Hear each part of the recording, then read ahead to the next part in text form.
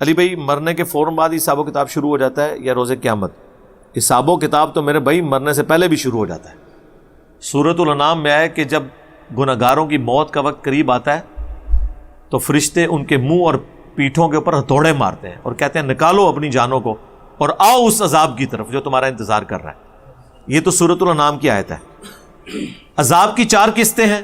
Number 1 دنیا میں، جو سورہ السجدہ میں آیا، الف لام میم السجدہ، ایک سورت حامیم السجدہ ہے، الف لام میم السجدہ، کہ ہم دنیا کی زندگی میں بھی تمہیں تکلیف دیں گے تاکہ تم اللہ کی طرف پلٹ آؤ۔ عذاب کا لفظ ہے، عذاب بمانا تکلیف کے۔ دوسری قسط سورۃ الانعام میں آئی کہ موت کے وقت فرشتے منہ اور پیٹھ کے اوپر ہتھوڑے مارتے ہیں، اور ساتھ اس میں الفاظ ہیں کہ آؤ اس بڑے عذاب کی طرف۔ مراد یہ کہ اب عالم برزخ میں، چاہے آپ اسے عذاب قبر کہہ لیں، کوئی بھی نام رکھیں، وہ عذاب، وہ تیسرا عذاب ہے جو قبر میں ہوگا۔ وہ قبر شیر کا پیٹ بھی ہو سکتی ہے، سمندر کی گہرائیاں بھی ہو سکتی ہے، مٹی کے نیچے بھی ہو سکتا ہے، ہواؤں میں بھی ہو سکتا ہے۔ وَمِن وَرَائِهِمْ بَرْزَخٌ إِلَىٰ يَوْمِ يُبْعَثُونَ، ان کے مرنے سے لے کر قیامت کے دن اٹھائے جانے تک ان سین بیریئر برزخ ہے۔ یہ تیسرا عذاب ہے اور یہ مسلسل ہے۔ قرآن میں بھی ذکر ہے کہ فرعونی صبح و شام آگ پہ پیش کیے جاتے ہیں، اور جب بڑا دن آئے گا قیامت کا تو بڑے عذاب کی طرف جھونکے جائیں گے۔ اس کا مطلب ہے کہ آج بھی وہ عذاب میں ہے اور آخرت میں۔ تو یہ عذاب کی 4 قسطیں ہیں۔ جو لوگ عذاب قبر کے منکر ہیں ان کے دماغ میں یہ کیڑا ہے کہ جب تک حساب و کتاب نہ ہو، اللہ تعالیٰ کی صفت عدل کا تقاضا ہے کہ وہ عذاب نہ دے۔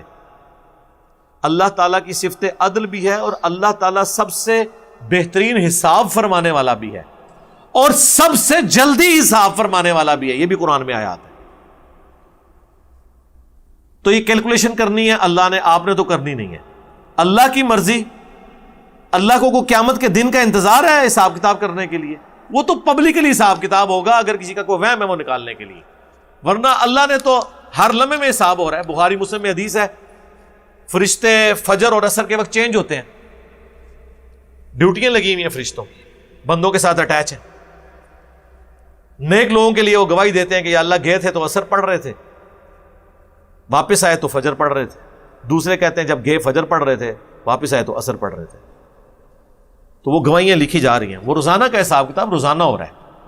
صحیح مسلم میں حدیث ہے کہ ہر پیر اور ہر جمعرات کو اللہ کے حضور نامہ اعمال پیش ہوتے ہیں، تو نامہ اعمال تو پیش ہو رہے ہیں۔